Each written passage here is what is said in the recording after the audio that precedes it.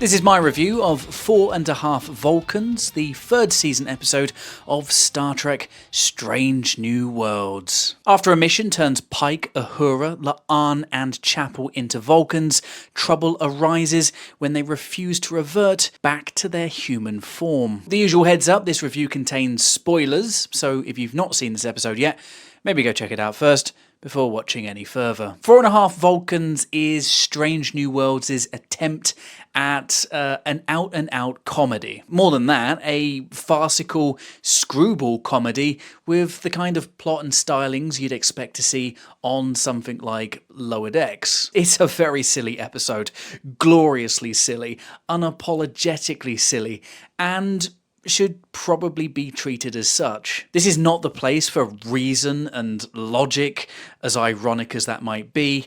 This shouldn't be taken that seriously. Being an all-caps comedy, mileage is going to inevitably vary wildly once again, and I've already seen that with The Usual Divide. Fans getting a kick out of the absurdity of it all, while others are calling this the single worst thing with Star Trek in the title. You know, the usual boring, polarised discourse that has me wanting to throw myself out of the nearest airlock. So, what did I think of all this? Well, let's start with the positives. This episode made me laugh. Like a lot. I rarely laugh out loud while watching pretty much anything, but 4.5 Vulcans genuinely got some pretty big belly laughs out of me. Honestly, I'd say I probably laughed more at this hour than I did the entire 5-season run of Lower Decks. A lot of this comes down to Anson Mount, who steals the show here with his hilarious Vulcan transformation. I think it's safe to say that we've reached critical mass on the hair front, and I also love that his performance takes elements of what we've seen from the Vulcans before, their attention to detail and sense of smell, and marries them with aspects of the human version of the captain, the need to be in control, and of course not to mention a clear passion for cooking. By far my favourite aspect of Mount's performance though is in his speech, a monotone, almost robot-like, overly enunciated delivery that at times seriously lacks volume control. This is clearly a callback to Leonard Nimoy's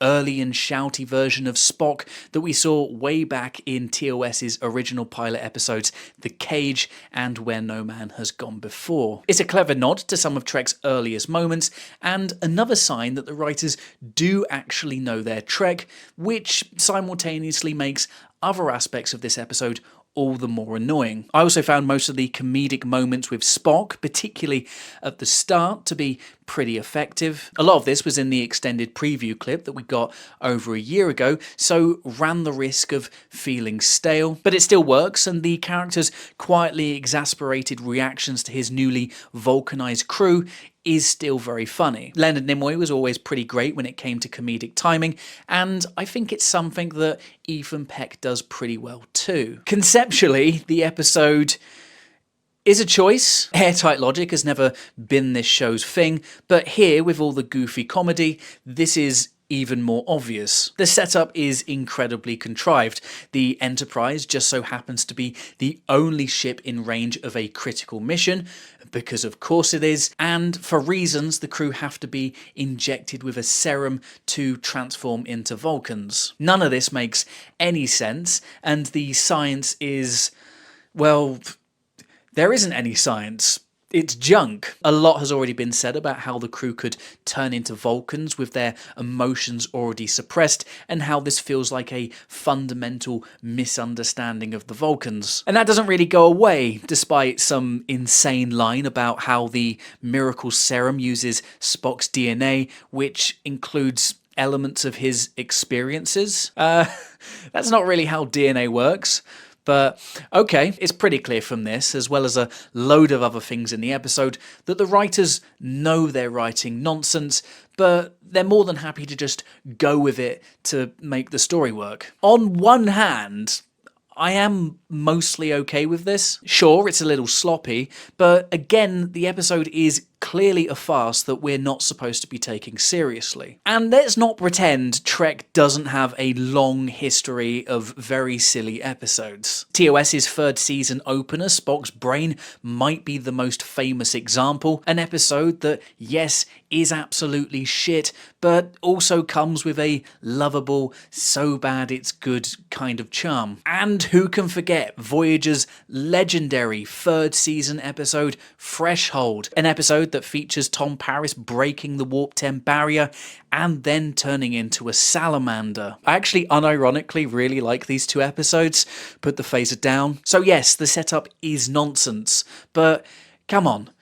Sometimes nonsense is fun. Having said that, I don't remember similar Trek episodes needing to break the universe this much in order to make its jokes work. And a lot of those episodes were still able to tell a story with substance and depth, whereas here, a lot of this feels like an afterthought, taking a back seat to the episode's sillier shenanigans. The balance is off. A problem with this lopsided approach is the jokes get old pretty quick. The main joke, the Vulcans are a bunch of jerks, is a retread of an idea that Trek has been exploring since 1967. It's an idea that's been done to death at this point and gets old here when it becomes pretty clear that the episode doesn't really have anything new to add. What begins as a quirky premise quickly turns into a structurally confused and unfocused episode that feels overly indulgent. By the midway point, I have to say, I was getting pretty tired and quite ready for the whole thing to wrap up. Lower Decks could make something like this work because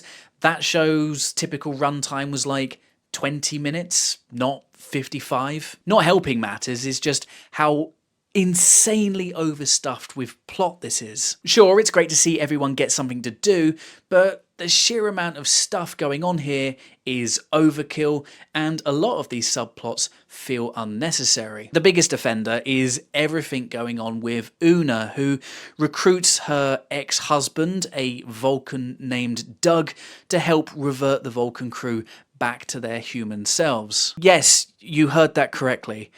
A Vulcan named Doug. Patton Oswalt guest stars as Doug, and he's fine. It's a standard Patton Oswalt performance. Rebecca Romaine is clearly having a lot of fun letting her hair down for once, even though most of this is a pretty cringe distraction from the main plot. This feels more like an excuse to shoehorn a guest star in, a feeling that only intensifies when the episode spends what feels like forever with a bizarre sequence where Una pretends to be married to Spock. Why? I don't really know. The episode also features a mostly unnecessary appearance from Kirk, who here teams up and later bonds with Scotty. Their budding bromance is fun to watch, and Paul Wesley feels even more like Kirk than the last time we saw him, but it's another appearance that feels forced into place, something that feels more and more common when it comes to getting Kirk on the show. And there's more. Vulcan Uhura brainwashes Beto into liking her, which feels somewhat problematic, but it's Beto, and he's a dick, so it's okay. Vulcan Chapel also breaks up with everyone, friend or romantic, because science. And there's also Batel, who goes absolutely off on one on her Vulcan boss, who later offers her his job as the head of Starfleet's JAG because she had a go at him. Promotions in Star Trek are weird. The episode also finds time for Pelia, and I really wish they hadn't. I think I've reached my limit with Carol Kane on this show. She is unbearable. Ironically, the least funny thing about this whole episode. I also hate the idea that her stupid quarters have had the sensors turned off, another contrivance, giving the crew somewhere to talk and not be overheard by their Vulcan crewmates. But how does this make any sense? Is this not a huge security risk? I can't imagine any universe where a by-the-book security chief like La'an would ever allow something like this to happen. Again, another example of the writers just willfully bending the rules of the universe to make their jokes work. Amid all the nonsense, there is one standout thread, and that's La'an's slow reveal as a Romulan. Turns out La'an's augment DNA has reacted differently, and this leads to her manifesting some pretty trademark Romulan traits such as aggression and paranoia. It's a fun way for the show to do some Romulan stuff without completely breaking canon, and Christina Chong is once again on top form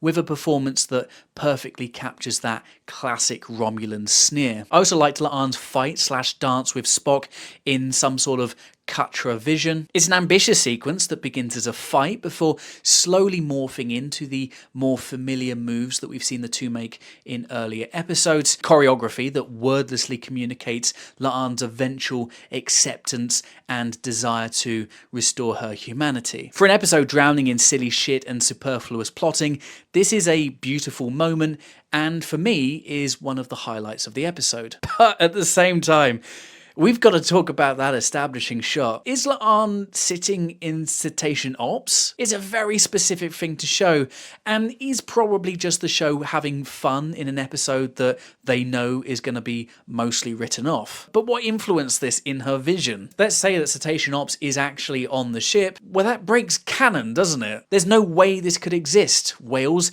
are extinct at this point in time, something that wouldn't be fixed until over 30 years later, assuming this is the prime timeline, which is something that is getting harder and harder to accept. One final problem I have here is with the music. For the most part, Nami Melamad's work on the show has been pretty great, but here her music is loud and intrusive and just really insistent in its efforts to convey just how funny this all is. It doesn't work, and like a lot of this episode, it gets pretty annoying pretty quickly. 4.5 Vulcans is a very stupid episode of Star Trek, but I don't necessarily think that's a bad thing. Trek has always had room for silly stories, and sometimes it's refreshing to not take this universe all that seriously. When the jokes land, they land pretty well, with Vulcan Pike's moments being the best of the bunch for me. But the episode is also an undisciplined, overcrowded, indulgent wreck. By cramming in so many subplots, guest characters and repetitive gags,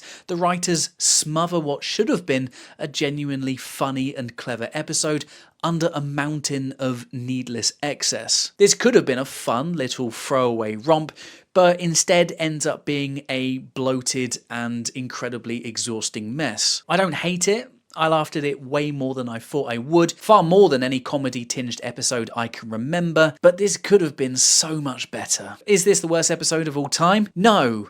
Don't be silly, but it is easily the worst episode of the season so far, and for that reason, I'm giving 4.5 Vulcans a 4 out of 10. It is closer to a 5 than a 3. But what did you think of this episode? Did you love it?